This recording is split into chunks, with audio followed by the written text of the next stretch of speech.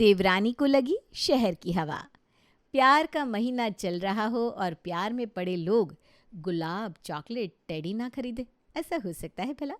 और कुछ इसी तरह हाथ में गुलाब लिए गोल गोल घूमता हुआ सनी अपने घर पहुंचता है। कुकू, कुकू डार्लिंग, कहाँ हो तुम? अपनी बीवी को यहाँ वहाँ ढूंढता हुआ सनी अपने कमरे में पहुंचता है और अपने बेटे के सामने अपनी बीवी के आगे घुटनों पर बैठ जाता है। ये क्या कर रहे हो सनी? बच्चा देख रहा है ना? अरे तो बच्चे को भी तो पता चलना चाहिए डैडी माँ से कितना प्यार करते हैं। पेरेंट्स को प्यार करता देखेगा तभी तो प्यार की भाषा समझेगा। क्या सही कहा ना बेटा? मैं रोमांटिक गाना लगाता हूँ पापा। ये हुई ना बात। एक दिन आप हमको यूं मिल जाएंगे, मैंने सोचा ना था। तभी कमरे के बाहर से गला खराशने की आवाज़ आती है। नाचना गाना हो गया हो तो खाना तैयार है। देखा, मैंने कहा था ना, दरवाजे के बाहर ही जेठ जी थे। क्या सोच रहे होंगे वो? अरे अपनी बीवी से प्यार कर रहा हूँ, क्या सोचेंगे? खाने पर बुलाने आए थे। और वैसे भी किसी के कमरे में बिना नॉक किए नहीं जाते। अब हमारे कमरे का दरवाज़ा ही खुला था तो नॉक कहाँ करते, तो गले से आवाज़ कर दी। सनी अपने बच्चे और बीवी के साथ खाने के टेबल पर आता है, जहाँ उसकी माँ, उसके बड़े भैया सब पहले से मौजूद थे। आज खाना किसने बनाया है? मन करता है उसके हाथ चूम लूं। सोच कर बोला कीजिए सनी भैया, आज खाना आपकी मैडम ने नहीं बनाया। वो तो आज कमरे से बाहर ही नहीं निकली। सब कुछ आपकी भाभी ने बनाया है, वो भी अकेले। वो क्या है ना ताई जी, मेरी काउंसलिंग चल रही है तो मैंने मम्मी को बोला था मेरे पास बैठने के लिए। 2-4 दिन के बाद मैं बेंगलोर चला जाऊंगा, मुझे कॉलेज मिल गया है। अरे वाह बेटा वाह, जीता रहा। घूम फिर कर बस एक बेटे का काम था सर पर, उससे भी मुक्त हो जाएगी ये फुलझड़ी। अरे बेटा, तेरी ताई जी थोड़ी ना तेरा बुरा चाहेगी। ऐसी बात है तो मैं अकेले खाना बनाने को तैयार हूँ। वैसे भी तेरी माँ से ज़्यादा सभी को मेरे हाथ का खाना ही समझ में आता है, क्यों मम्मी जी? अब ऐसी तो कोई बात नहीं हुई जो इस तरह ताली मार कर हंसा जाए। आराम से। हाँ भैया अगर भाभी ने एक तरह सनी हल्के फुल्के मिजाज वाला, अपनी बीवी के सामने प्यार जाहिर करने वाला था, तो दूसरी तरफ उसका भाई उसके जस्ट ऑपोजिट था। विनोद को तो बिना मतलब का किसी का बोलना भी पसंद नहीं था। पर जैसे हिंदुस्तान में भिन्न भिन्न प्रकार के कपल्स हैं जिनकी आराम से कट रही हैं, वैसे इन दोनों जोड़ों की भी कट रही थी। कुछ दिनों बाद दिव्यांश अपने कॉलेज के लिए दूसरे शहर चला जाता है और ज्योति के घर आती है उसकी सहेली। भाभी मैं आती हूँ। ठीक है। ये तेरी देवरानी किसी शादी वादी में जा रही है क्या? अरे नहीं नहीं, ये 2 गली पार जा रही है। क्या? ये 2 गली पार जो कचरा पट्टी पड़ती है उस तरफ? हाँ, उसी तरफ। उस तरफ जाने के लिए इतनी लिपा पोती? बाप रे बाप, ये भर भर की चूड़ियाँ, ये 16 श्रृंगार। सच बताऊँ तो एक बार के लिए मुझे लगा ये तेरे घर पर नई नवेली दुल्हन कौन आ गई। फिर देखा नहीं नहीं, ये तो कुकू है। इस उम्र में इतना सजना संवरना मुझे तो समझ में नहीं आता। अरे ये शुरू से ही ऐसी है। अच्छा तू उसकी छोड़, ये बता, तूने ये डीप कटिंग ब्लाउज क्यों पहनने छोड़ दिए? पहले तो बड़ी तैयार होती थी।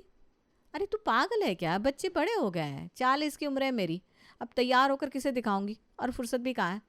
16-20 की उम्र में ये सब ठीक लगता है, और शादी के कुछ दिनों तक जब घर गृहस्थी बसानी होती है तो सज धज कर रहना पड़ता है। अब हो गए बच्चे, अब अगर ज़्यादा लीपा पोती की तो 2 बातें यही सुना देंगे। वही बात, किसको दिखाऊंगी? तो तेरी देवरानी किसे दिखाने सचती है, वो भी 35 की उम्र में। अच्छा मैं ना निकलती हूँ, किसी के घर के मैटर में पड़ना मुझे ठीक नहीं लगता। और ज्योति के मन में एक बार डाउट डालकर पूजा चली जाती है। दोपहर को सभी साथ में खाना खा रहे थे और बजता है कुकू का फ़ोन। खाना खा रही हो बेबी? आराम से खाओ, मुझे अभी लंच ब्रेक मिला तो मुझसे रहा नहीं गया। दोपहर के 2 बजे खाना नहीं खाऊंगी तो क्या करूंगी सनी? आप भी ना। अरे वाह, बताओ मैं भी टिफ़िन ही खा रहा हूँ। टिफ़िन देखा तो सोचा जिसके भाग्य से मुझे ये खाना मिलता है उसे तो फ़ोन मिला लूँ। गृह लक्ष्मी तो तुम ही हो मेरी, और वैसे खाना हमेशा की तरह लाजवाब है। आपने चटनी खाई? अरे हाँ, चटनी इतनी टेस्टी है कि क्या बताऊँ। आप भी ना कसम से हद करते हो। चटनी में नमक डालना भूल गई हूँ मैं। तो क्या हो गया, वो तो हमें नमक खाने की आदत है हर चीज़ में, इसलिए नमक के बिना खाना फीका लगता है। पर मैं तो अपनी बीवी को याद करके खाता हूँ तो मुझे सब कुछ टेस्टी टेस्टी लगना ही है। तूने खा लिया ना बेटा, अब इसे भी खाने दे और हमें भी। रख फ़ोन। ऑफिस में काम धाम भी करता है या अपनी बीवी को फ़ोन करके गपियाता रहता है, समझ में नहीं आता मुझे। एक ये है जो कभी मेरी तारीफ नहीं करते, आज तक दुकान से घुमाकर फ़ोन नहीं किया, और एक देवर जी हैं, पता नहीं क्या दिखता है कुकू में इनको। रोज़ की तरह शाम को 7 साढ़े 7 बजे तक घर पर आ जाने वाला सनी आज 8:30 बजे घर लौटता है। इतनी देरी कैसे हो गई बेटा?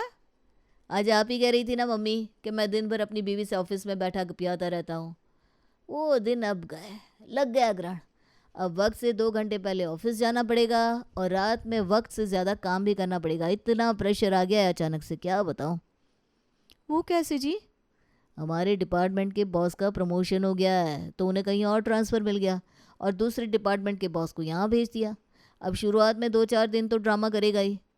तो अब से कुछ दिनों के लिए कुकू डार्लिंग आपको हमारे बिना मैनेज करना पड़ेगा। कर लूँगी, आप काम पर फोकस कीजिए। इससे क्या मैनेज करना है, सच सवर कर बैठना है बस। और अगले दिन सुबह 7 बजते बजते सनी ऑफिस के लिए निकल जाता है।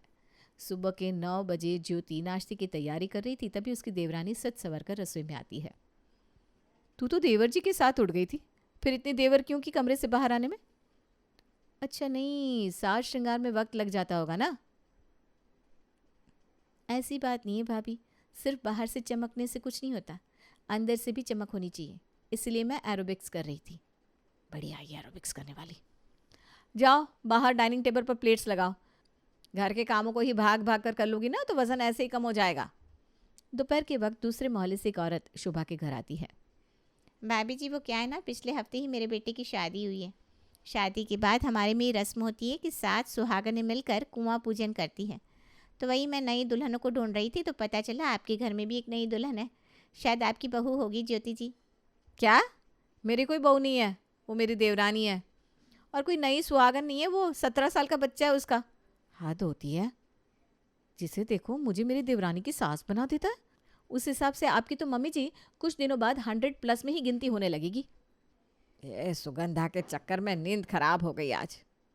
ये कुकू कहाँ है? दरवाज़ा उसे खोलना चाहिए था, खोल ही नहीं रही थी, मुझे उठकर आना पड़ा। अरे वो है कहाँ घर पर? कुकू फिर घर पर नहीं है? मुझे समझ में नहीं आता मम्मी जी, अब कौन सा काम बाकी रह जाता है उसे। पहले तो दिव्यांश था तो बच्चे के स्कूल का काम है, बच्चे को ट्यूशन ले जाना है, बच्चे के एक्स्ट्रा करिकुलर के बारे में पता करना है, इन चक्करों में घर से निकलती रहती थी। अब तो बच्चा भी बाहर शहर चला गया, पति ऑफिस में है, तो फिर किस काम से बाहर घूम रही है कुकू? अरे होगा कोई काम। ठीक है आप आराम कीजिए मम्मी जी, नींद तो मेरी टूटी है, मैं शाम के चाय की तैयारी करती हूँ। और शाम की चाय के साथ एक चमकीली भड़कदार साड़ी लेकर ज्योति अपनी सास के कमरे में जाती है।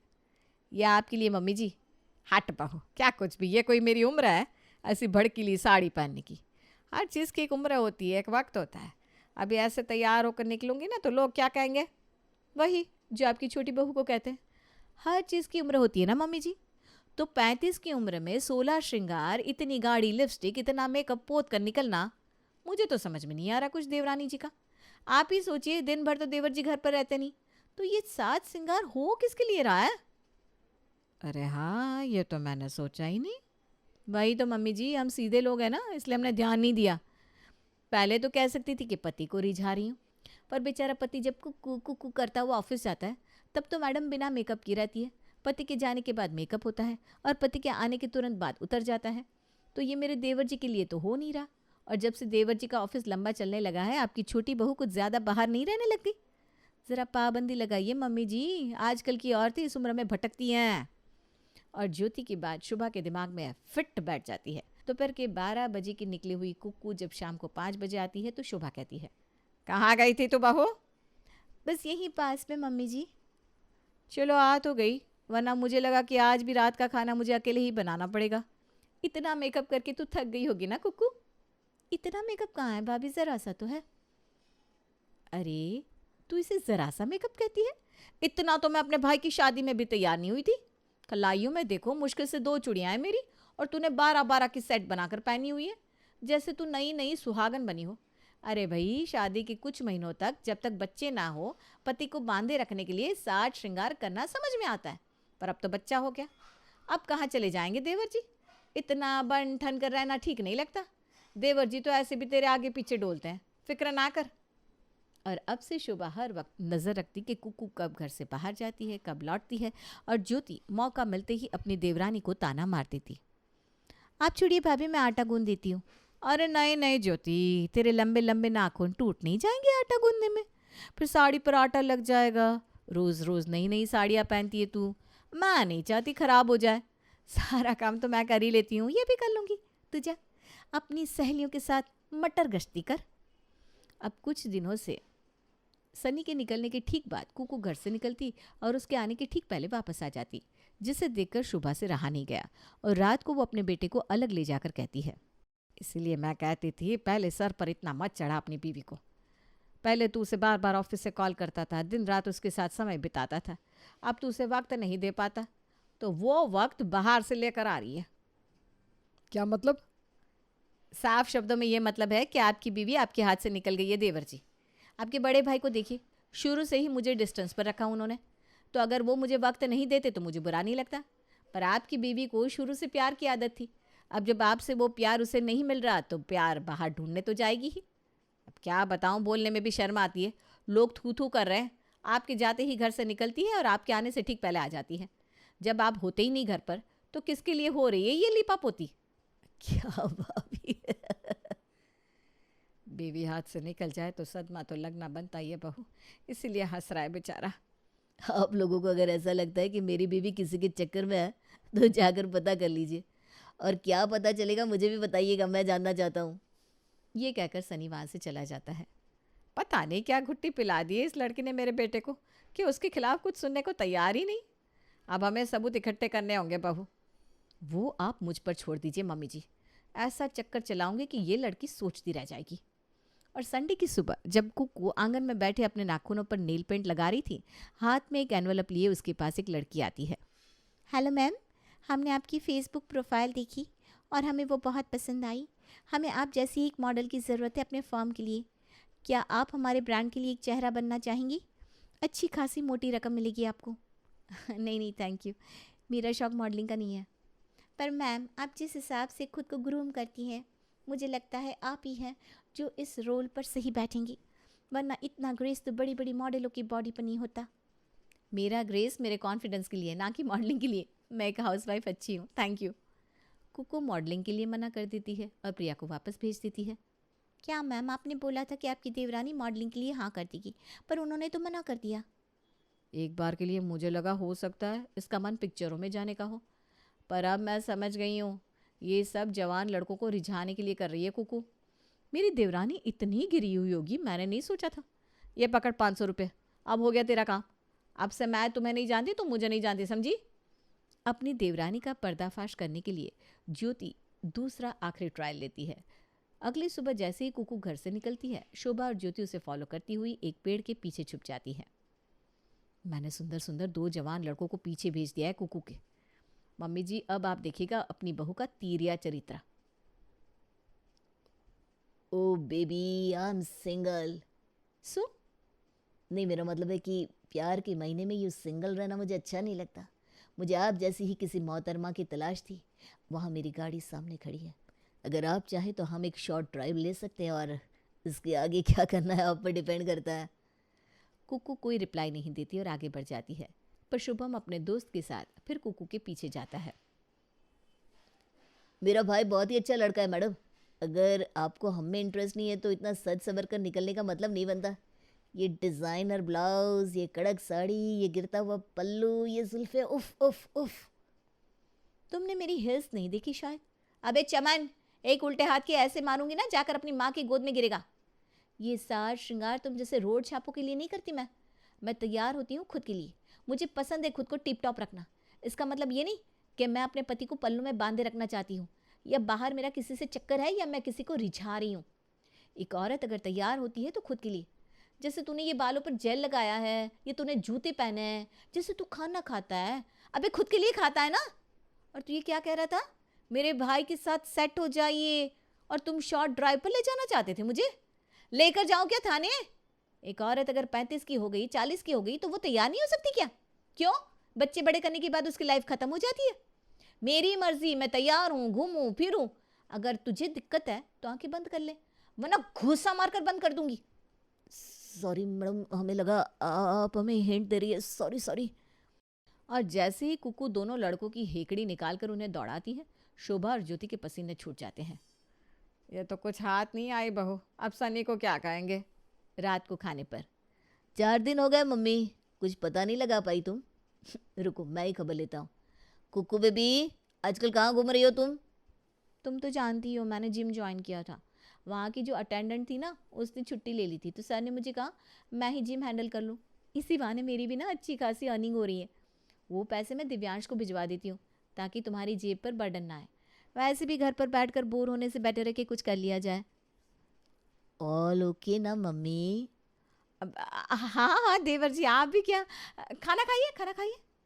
ज्योति और शुभा समझ जाती है कि ज़रूरी नहीं कि कोई औरत तैयार होती हो तो उसका चरित्र बुरा हो।